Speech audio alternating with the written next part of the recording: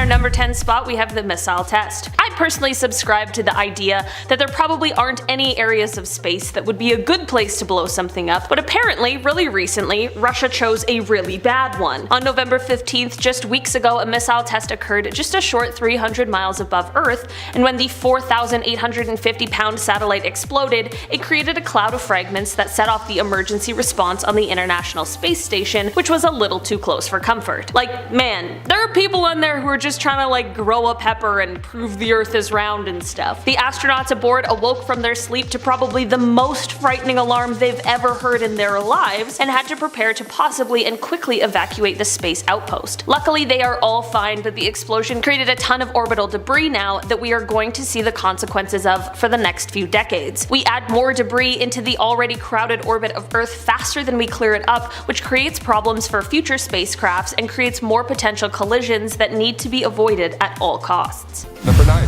Voyager 1. We've looked at Saturn in awe more so than the other planets because of its rings. Maybe it's the 2008 Beyonce classic Single Ladies, but we love rings, still to this day. Since 1610 we've known about Saturns, and it stood out ever since Galileo brought this headline to town. Its many moons get hit by many meteors, and the dust and ice that follows orbits the giant. But it wasn't until 1979 until we discovered that Jupiter also has rings. Small, but mighty. That discovery came after the Voyager 1 passed Jupiter, but it also discovered 2 new Jovian moons. So far this flyby is treating us quite well, but it only gets better. Only gets better. Once Voyager 1 got to Saturn, it found 5 new moons and an entirely new ring called the G-ring. As of 2012, Voyager 1 has been in interstellar space, so only time will tell what's really out there. I'm terrified. Are we in a simulation? Probably. Number 8. The new telescope.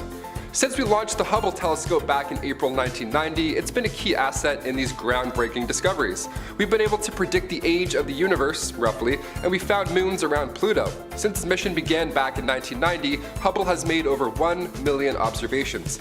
It can literally see our past, as it shows us things 13 billion light years away. That's why this new telescope launching later this month can literally rewrite history. This is the most expensive space instrument to ever be flown or launched away from us. It's 100 times more powerful than Hubble, which is insane after you really think about what we've done with it. The James Webb telescope will let us see back to the creation of the universe, so keep your notifications on for a bit, because we might be in a simulation after all. We actually don't know.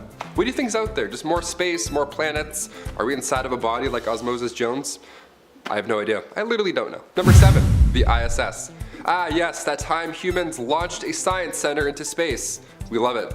We still see it. I see it once a night. It's beautiful. Are astronauts still there? Do we use it? Yes and yes. We actually just grew peppers up there for the first time ever. There's lots happening. Back in 1998, the United States and Russia launched the first 2 pieces to the International Space Station, the ISS. Pieces were added over time, more and more, until come November 2000, it was now complete. In 2018, legislation was also approved to extend operations until 2030. So every time you see a bright ball of light slowly pass over your head, it might be a bunch of scientists eating space tacos. Literally, it's probably that. Number 6. Explorer 1. Long before NASA was even NASA, in fact, back in the Jet Propulsion Laboratory days, tests were underway to follow the recent Sputnik satellite into the cosmos. Where are the Russians going? I don't know, but we're gonna follow them. Cut to a few months later, Explorer 1 was ready for its first day at space school. NASA's first mission was to study the cosmic rays in Earth's orbit. Pretty low key compared to what we're doing now. I mean, Elon Musk just launched a car out there because he's like, I'm bored. The cosmic ray activity was actually so much lower than anticipated. So much so that scientists actually sent out another satellite 2 months later.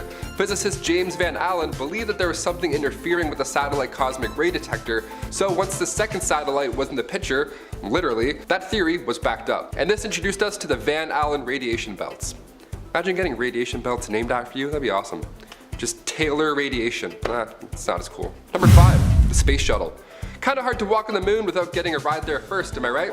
In 1972, the Apollo program started to slow down and the bills were starting to come in. These Apollo rockets were of course single use, but they were expensive. We're literally just throwing money into the universe. New reusable spacecraft was underway. Richard Nixon announced this new spacecraft, just literally 2 rocket boosters attached to an orbiter module with an external fuel tank, and it took them 9 years to figure it out, and come 1981, the shuttle Columbia lifted off. Our first reusable space shuttle. That was soon followed by 4 others: Challenger, Discovery, Atlantis, and Endeavour. Many of these combined 135 missions included a pit stop or two at the International Space Station. It all comes together. Number 4. Apollo 13. April 11th, 1970, Apollo 13 was heading for the moon. On board the ship was astronauts James Lovell, John Swigert, and Fred Hayes. 46 hours after takeoff, there was an explosion that damaged the shuttle drastically. Every system to keep the astronauts alive and well were no longer operational. The second oxygen tank thermostat had been damaged long before the launch, and since its blast-off, these astronauts had little to no chance of coming home.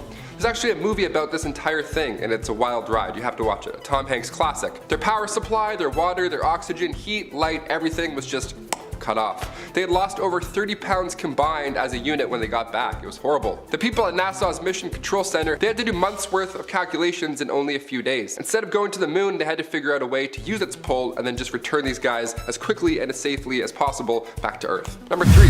Perseverance. Only 140 million miles away, Mars is pretty similar to Earth. Only its days last 37 minutes longer, and they're definitely a little colder than ours here. Maybe not in Canada, I don't know, it's a cold one today. It's home to not one, but two moons, and its atmosphere is primarily CO2 with some nitrogen, carbon, phosphorus, and oxygen. 2020 will go down, of course, as one of the worst years in all of our lives, but off-planet over on Mars, it was a little more hopeful. The Mars 2020 mission was launched on July 30th, and finally, this past February, it landed. The team sent this rover up, Perseverance, which was a cosmic Trojan horse essentially. It was loaded. This thing had an ultralight spectrometer, panoramic cameras, subsurface radars, weather station, and perhaps the most interesting, it had a helicopter, a little drone. Lovely. Like a little Decepticon, just released a then it flew away. Ingenuity hitched a ride, and come April 19th, 2021, we have our first flight on Mars. Look at it go. So small. A little bit different than when the Wright brothers had to, run their way into the skies. Now we're here. Number 2, dead galaxies.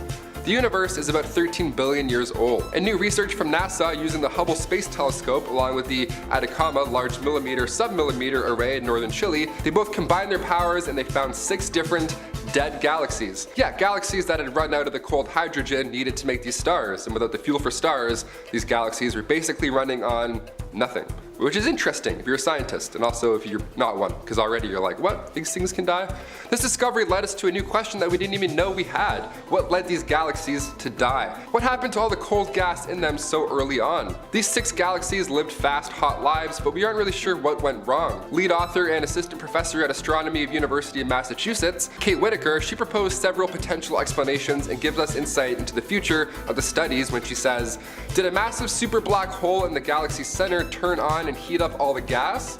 If so, the gas could still be there, but now it's hot. Or could it have been expelled and now it's being prevented from going back onto the galaxy? Or did the galaxy just use up all this power and now the supply is just cut off? These are some of the crazy questions that people are asking. Meanwhile, I'm like, where's my phone charger? I haven't seen it in 30 minutes. And finally, number 1, solar flares. We literally revolve around our sun and its heat. It blesses us with life energy, solar rotation, and most importantly, some sweet tan lines. But sometimes she acts up and gets a little scary, to say the least. Sometimes the sun creates these powerful magnetic fields that create sunspots larger than our entire planet. Yeah, I can't even think of that right now. I can't even fathom. This creates a stream of radiation. It creates solar wind. Now, normally this is a beautiful event. The northern lights happen because of Earth's magnetic field reacting to this radiation. But too much of a good thing can be just disaster. Back in October, a large solar flare was spotted, and then 3 days later, it finally hit Earth. The geomagnetic storm reached category G2, which out of 5 is still pretty strong. The biggest solar event was back in 1859. It's called the Carrington event. It was strong enough to disrupt telegraph communications, even shocking some telegraph operators. Imagine that. Imagine calling your friend and the power goes out and then you get zapped through your phone. We were looking at power outages on a massive scale. If this happened now, people would lose their shit.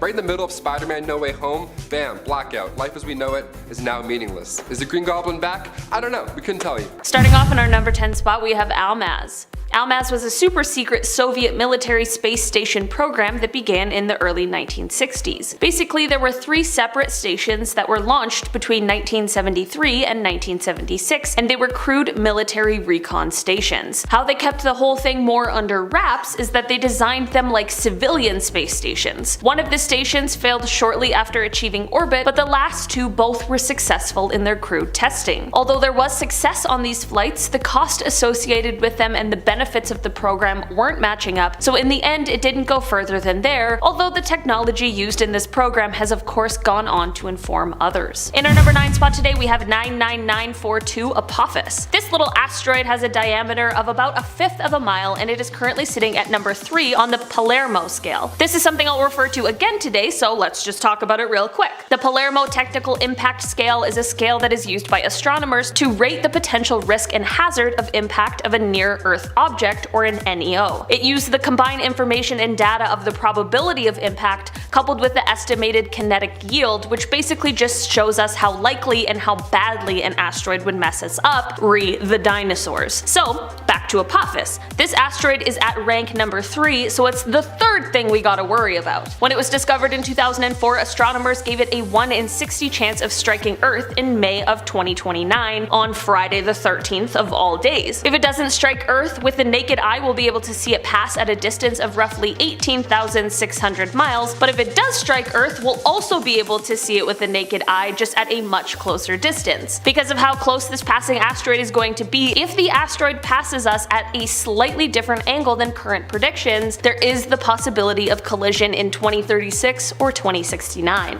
In our number 8 spot today we have the SWIFT-TUTTLE comet. This is obviously a comet, and while it isn't exactly orbiting Earth, it is in an orbit that causes it to make repeated close approaches to both us here on Earth as well as our sweet little moon. Here's the thing, we keep trying to calculate the next passage of the comet. I say we like I'm doing any kind of calculating. Experts keep trying to calculate the next passage of the comet, but it's always off by like 15-ish days. What's also super cool is that the nucleus of this comet is quite large, which is truly concerning for us. That's not the cool part, but when experts realized that, they started looking back through texts and documents of the past to see if this comet had been observed before, and it seems like it had been in 69 BC and 188 AD. That is so cool! The good news is that for now, if all the calculations are correct, we don't have to worry about anything in our lifetime. Sorry to those living in the year 3000 though. In our number 7 spot today we have ENVISAT. This is a large environmental satellite that was launched by the European Space Agency on March 1st, 2002, and it was the world's largest civilian Earth observation satellite. It lasted for twice its expected life length as it monitored the environmental health of Earth for a decade, but in April of 2012, without any warning, it totally stopped all communications. This means that its status and location are completely unknown. The size of this thing is one of the main concerning points of this,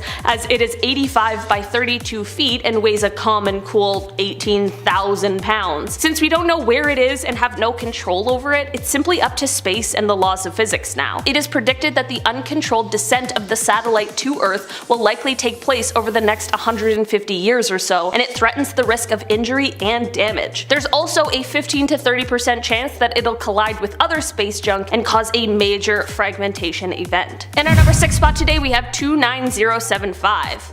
Okay, we talked about number 3 on that scale, so are you ready for number 1? On the Palermo scale, for the last several years, the asteroid 29075 has been given the highest rating because of its large size, coming in with a diameter about 2/3 of a mile. This would have absolutely devastating effects on the biosphere and climate if it were to strike Earth, again, re the dinosaurs. There is good news about this one though. If it does hit Earth, we'll all be long gone and we will miss it entirely. The chance of an encounter doesn't get too close for comfort until 2880, so for now, we're in the clear. In our lifetime, we only have to worry about, well, a bunch of other things on this list and student debt. In our number 5 spot today we have the Hubble Space Telescope. The Hubble Space Telescope was launched in 1990 by NASA in cooperation with the European Space Agency, and together they placed the very first space observatory into orbit. Something that we only dreamed of for hundreds of years finally accomplished. Since 1990, the Hubble has produced over 1.3 million images of the solar system, the stars, and the galaxies. It is one of the most incredible scientific creations in terms of space exploration, and it really set the tone for all of the advancements we've had since. It's been in orbit for a long time, and the 27,000-pound solar-powered observatory is coming close to retirement, and that means that NASA has a couple of options. They can either craft up a controlled return to Earth, they can boost it higher into orbit, or they can try to design a new mission to increase the longevity of the scope. But basically, they need to make their minds up, because the longer it stays in orbit, the more it decays due to Earth's pull. This could have disastrous disastrous results, as an uncontrolled re-entry can occur sometime between 2028 and 2030. Imagine, the thing that's helped us so much turns its back on us. And so it begins, the robot takeover. In our number 4 spot today, we have 2020 CD3. In February of 2020, astronomers found 2020 CD3, which is a tiny near-Earth asteroid or mini-moon that orbits the Sun, but it does make really close approaches to our Earth-Moon system, and it can even temporarily enter Earth's orbit. It is the second temporary satellite of Earth discovered in situ. Basically, on its trajectory, this asteroid was captured by Earth around 2016 or 2017, but it likely escaped the gravitational influence of Earth around May 2020. Even the asteroid didn't want to stick around for the pandemic. 2020 CD3 is likely to make another close pass at Earth in 2044, but it hopefully won't be captured by Earth this time because of its greater approach distance. While this little thing is flying through space and makes its nice little frequent visits to us, the good news is that it is relatively small in terms of asteroids, so it's not like an imminent threat to humanity yet. In our number 3 spot today, we have COSMOS 1818. Despite the name, this was a nuclear spy satellite that was launched by the Soviet Union in 1987. By this time, there was already another nuclear satellite that had fallen out of orbit and left a trail of radioactive debris over Canada, but we said, what the hell, the Canadians began apologizing to us for some reason, so let's just try it again. The Soviet Union launched COSMOS 1818 into higher orbit than the previous one to try and avoid another similar situation, but in 2008, that proved to not work at all when the satellite began breaking down and leaking what is thought to be coolant. The breakdown is thought to have occurred from either some kind of a collision or simply just a system failure. According to Russian sources, at the moment the satellite is expected to simply burn up in the atmosphere of Earth when it leaves orbit in 2045, but I'm not gonna lie, I'm a little suspicious about this. It seems like it can't just be that simple, but hey, I'm not Bill Nye, so what do I know? In our number 2 spot today, we have SNAP 10A. This nuclear fission satellite was the first nuclear reactor placed into orbit, and it was part of a project that the US government was conducting where they were experimenting with power production in space. The SNAP stands for System for Nuclear Auxiliary Power. The satellite was launched in 1965 but was less than successful when it performed for merely 43 days before quitting out because of an electric system failure. So here's where things get a little concerning. The satellite is still currently in orbit, and it's expected to stay there for the next 3,000 years, which is great and happy and exciting unless you're trying to travel through its orbit. But since none of us are astronauts and don't have that problem, we're good unless it collides with something else, which it is very vulnerable to do. This would potentially cause nuclear radiation to be released. Yeah, I mean, have you heard of Chernobyl? In our number 1 spot today, we have SL-16RB. That probably sounds like a name I just made up, but this is the name of a bunch of rocket boosters that are currently in the orbit of Earth. Most of them were launched by Russia and the Soviet Union between 1989 and 2007, and each booster weighs 9,000 kilograms and orbits at an altitude of 800 kilometers. Here's where this all becomes an issue though. There's 20 of these things in orbit, and should 2 of them collide, well, the resulting debris would be absolutely catastrophic. 2 9,000 kilogram objects colliding would double the low Earth orbit debris, and as we already know, the amount we already have is a huge problem. Right now these boosters are all orbiting together in clusters, but it's really a roll of the dice each year. The probability of collision goes up. So yeah, things we don't normally talk about are actually pretty terrifying. Kicking off the list at number 10. Black hole secrets. This one I'm extremely excited for, and you should be as well. Only a couple of weeks ago, NASA launched a mission to measure X-rays released by black holes and neutron stars. Sounds pretty scientific and nerdy. X-rays are extremely powerful, but we can only do so much with Earth's atmosphere standing in the way. That's where science comes in. We'll just blast an X-ray out of there. Boom, problem solved. 190 million, debit, bop. It'll go on a 2-year mission, seeing the universe in ways that we never have before. We'll finally see what's going on with these high energy events, like stars exploding or the birth of black holes, rapid rotations, extreme temperatures. Everything in these X-rays will tip us off to their origin, which is vital when it comes to something like a black hole, something we already know nothing about. Polarized light only vibrates in one direction, whereas light, our light, vibrates in any direction. We're narrowing this cosmic puzzle down one piece at a time, and it's pretty exciting. But like I said, definitely terrifying. In our number 9 spot today we have Long March 2F. Last year in 2020, China claimed to have successfully launched and tested a quote reusable spacecraft, which is said to be a space plane that could be the key to frequent and low-cost access to space, which is a crazy thing to say. While this is very exciting and could potentially help space exploration in very valuable ways, it is said that this particular mission still has quite a bit of mystery surrounding it. It is said that while the launch was viewed by people, the exact nature of the craft itself as well as what it did in space isn't quite clear. An unnamed military source that was quoted by the South China Post apparently said that there were many firsts during this launch, which is why everything is so secretive and secure. At the end of the day, all we can do is sit back, watch, and see what happens. Who knew there was so much drama in the space world? Well, I kind of guess everyone did. I mean, take a look at the space race. In our number 8 spot today, we have Corona. Speaking of the space race, if you're unfamiliar, it was the 20th century competition between the Soviet Union and the United States, and it certainly was something that the world had never seen before. Basically, it was each country trying to one-up each other on spaceflight technology and capabilities, and while this competition had its origins in the missile-based nuclear arms race, it also managed to create a lot of technological advancements in the world of space exploration. Doing recon was truly one of the first priorities of both of these countries when it came to actually going to space, and that is why from 1960 to 1972, a recon project with the now terrible nickname Corona was put into effect. Basically, this project was a series of strategic recon satellites that were produced and operated by the CIA Directorate of Science and Technology with additional help from the US Air Force. So basically, the most incredible minds and those with the highest security clearances were in on this top secret mission. These satellites were then used to provide photographic surveillance of both the Soviet Union and China. Basically, at the time, everyone was really worried about nuclear power, and this gave them the opportunity to peek behind the curtain and see what was really going on. In our number 7 spot today, we have Spaceship One. On July 26, 2007, there was an explosion that occurred at a rocket propulsion test site at the Mojave Air and Spaceport in California. This explosion caused the death of 3 people and 3 others had to be hospitalized for serious injuries. While there were details released about this event, the exact specifics of how this happened were kept shrouded in mystery for quite some time. Basically, the explosion occurred just 3 seconds after the start of a cold flow test of nitrous oxide, or laughing gas. The test was because, during the planned suborbital space trips, the nitrous oxide would then be used as an oxidizer to ignite a fuel of solid rubber, and the test was to check that the fuel system plumbing works, and it wasn't meant to ignite anything. There were about 7 people there for the test, but most of them were behind a barrier that is used when testing things like rockets. Because of the nature of the test, there would seemingly be no reason for it to explode, but it obviously still did, and the reason as to how and why was kept a secret from the public.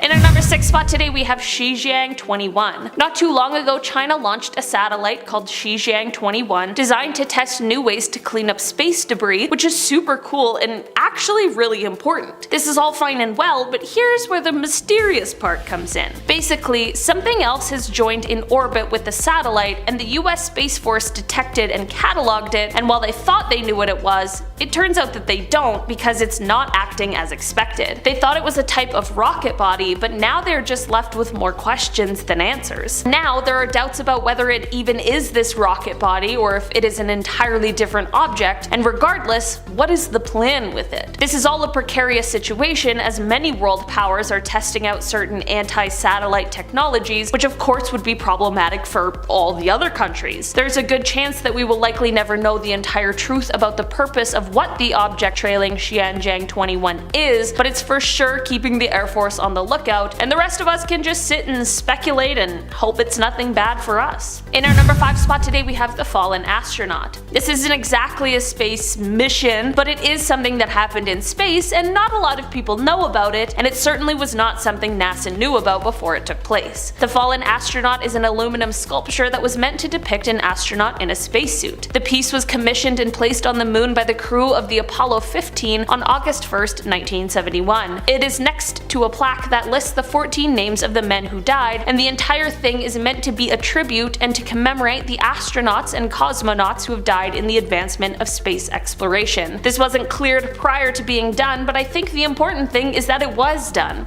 The sacrifice of those people cannot be overstated, and it was for the benefit of us all. Those people were brave and brilliant, and they deserve to be commemorated in the best way possible, on the moon itself. In our number 4 spot today, we have X-37B. In 2009, at NASA's Kennedy Space Center, they received a mysterious visitor at the Air Force's super-secret X-37B spaceplane returned from orbit. This spaceplane went on a record-breaking mission as the unmanned spacecraft was in orbit for the last 780 days before autonomously returning to Earth. While we obviously know about the return of this craft, we will likely never know about exactly what went on. The most information we have is that the Air Force Research Laboratory used the spaceplane as an orbital platform to conduct highly classified experiments. That is both super cool and super terrifying. Apparently the spaceplane deployed a few small satellites, and the experiments were meant to test different technologies from avionics to advanced propulsion systems. The return of this spaceplane actually marked the 5th successful mission for the plane, which is super impressive. While being very secretive, this plane captured the attention of many amateur spy satellite hunters, but it proved to be difficult to keep tabs on because the spaceplane had the ability to alter its orbit in space. That means it requires a lot of vigilance to keep track of, exactly like a super secret plane should. In our number 3 spot today, we have Artemis 1. This one is less of a top secret mission and more so on the side of being one you maybe haven't heard of because it hasn't quite happened yet. Artemis 1 is a planned uncrewed test flight that's a part of NASA's Artemis program. The Artemis program is a United States-led international human spaceflight program. Basically, the goal is to return humans to the moon, most specifically the South Pole area of the moon. The aim is to have humans there by 2025, and if successful, this would be the first crewed lunar landing mission since Apollo 17 that took place in 1972. That's wild! There's people in space right now, and we haven't taken a trip back to the moon since 1972? I'm just glad we're working on heading there. Artemis 1 is expected to launch no earlier than February of 22, but it is likely to get pushed back until the summer. And while we wait with bated breath, making sure everything is fully prepared for the mission is more important than rushing. This mission will be the first flight of the Orion MPCV, and it will be the certification for the Orion spacecraft as well as the Space Launch System launch vehicle to see if they are ready for crewed flights. If all goes well, crewed flights will begin with the second flight test, Artemis 2.